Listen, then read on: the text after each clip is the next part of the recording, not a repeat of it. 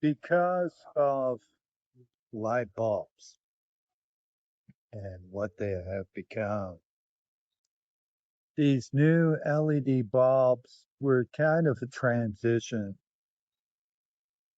Some of these new fancy bulbs can even have circles of color that are exuded in various points where other points are colors. So put that all together and you begin to realize that a light bulb is not a light bulb. It is a means of sending data to a collector. More on that in just a minute.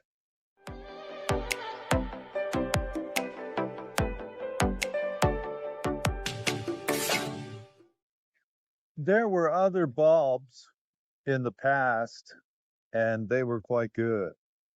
But the issue is that the colors were not controllable enough.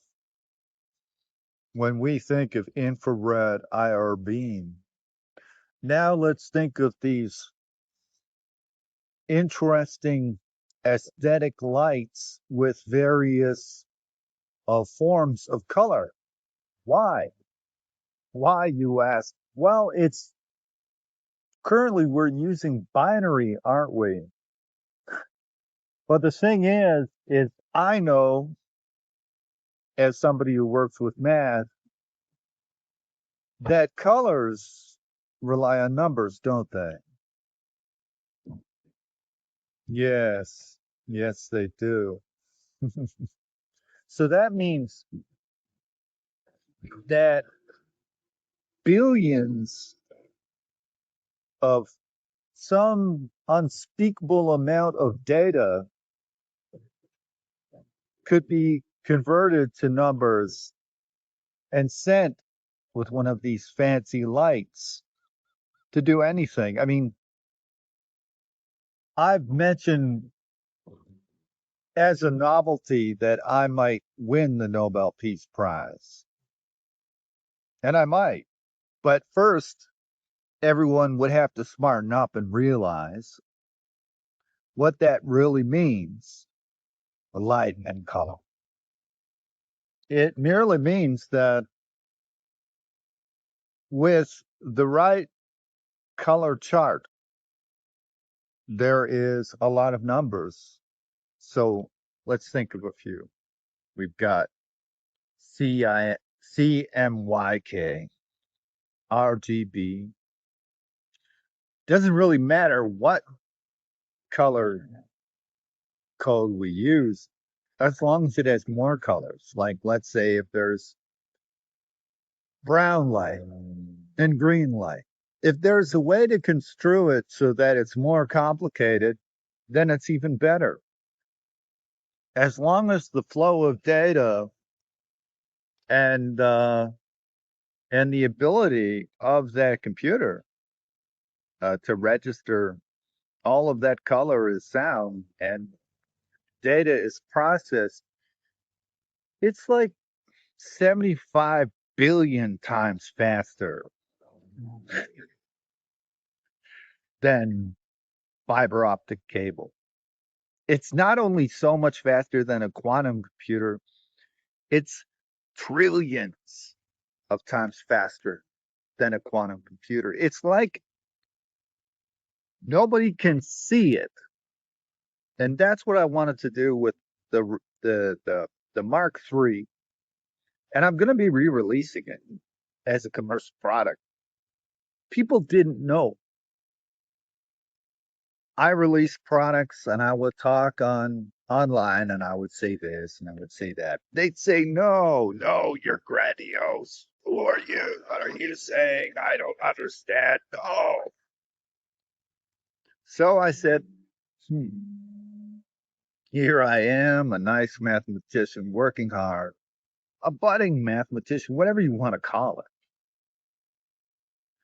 And I wanted to see if they were really experts. So I released the Mark III and I released it with a mastering solution that's real time. Did they know? Those supposed experts who said I was grandiose or this or that? No, no, they didn't. People keep talking. They keep talking, talking, talking. When are they going to stop? I don't know, because people get angry about things, angry about life, angry about something. And I thought to myself, this is ridiculous. What would it take for me to come back to digital signal processing, release my products without these crowds of these angry, hostile trolls following me around online, constantly starting these arguments that I was not willing to be a participant in. I didn't want to do it. I didn't want to have anything to do with them. So then I dropped the load. Supposed experts, supposed audio experts, all of them baffled by what they were seeing. Well, what were they seeing? Just some little plug-in? There was this really great plug-in. It was called Rescue Mark II, and it stopped being around, and it had these drop downs, and they really didn't do anything. So I thought to myself, great, people really like this one. So considering that the product is discontinued, rather than trying to take over the product, I'll just make something like it. But these buttons will work and I won't tell anybody. And I waited and I waited and I waited.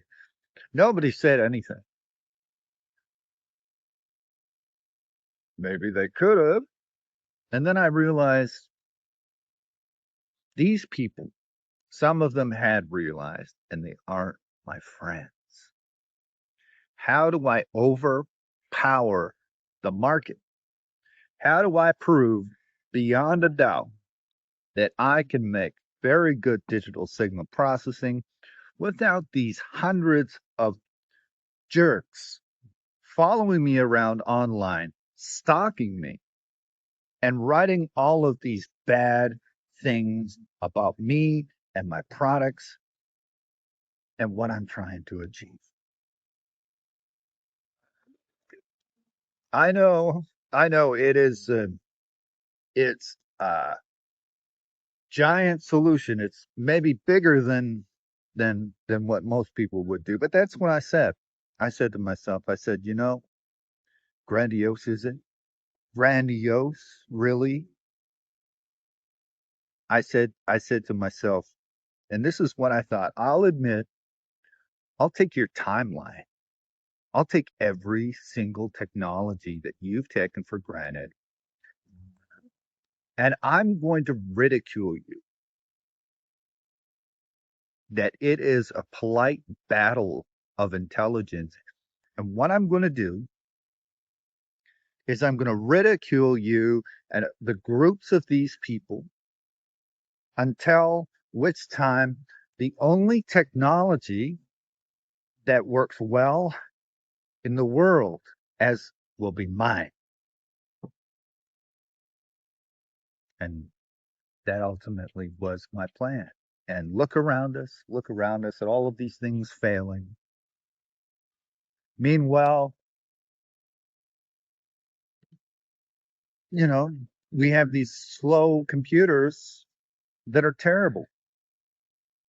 And a computer like I'm talking about would be 70 trillion times as fast. They all say they're experts. What are they experts at?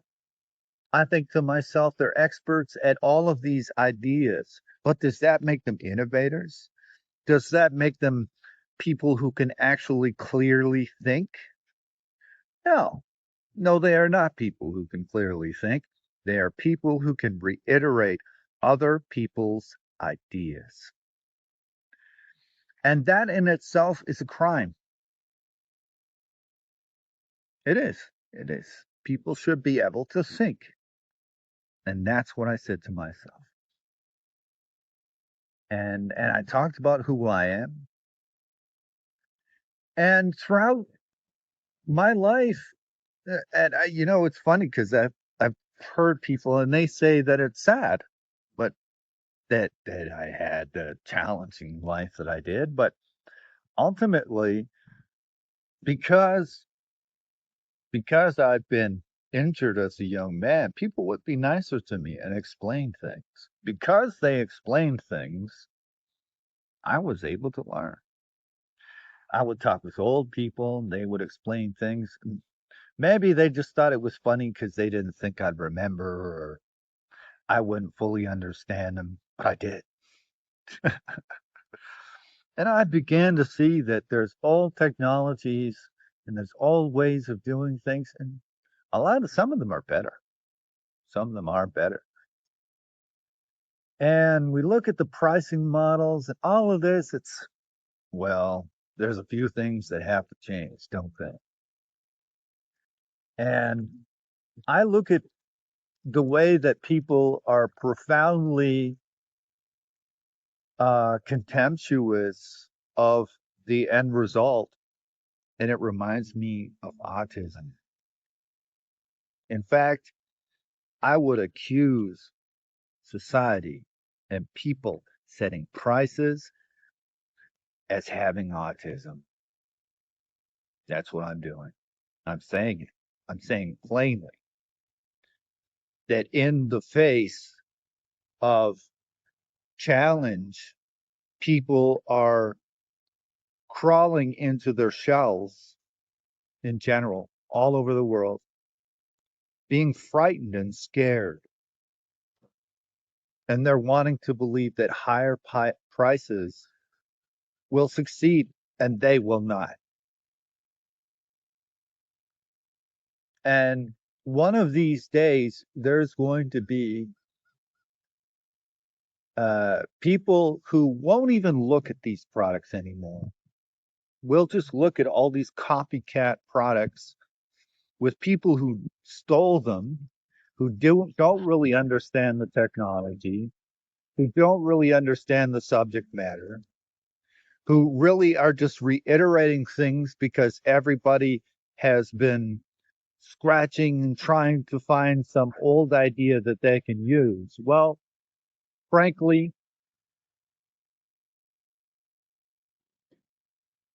the only way that we're actually going to get beyond is by doing something other than stealing. Instead of looking at things like competition, well, why steal? Why steal? It's basic. If you can think of a basic idea, if you have the training, then it can be done. There likely might be a better idea for a processor than these lights, but these new LEDs, look at them. Imagine one of these IR beams that move as quickly with the capability of these LED lights. Now that is genius. But not everybody can see what is genius. Not everybody can truly respect what something genius is. And working with audio filters, well, most of them are just plain audio filters because that's what they're designed to do. But I just got tired of the beef. I know, I know.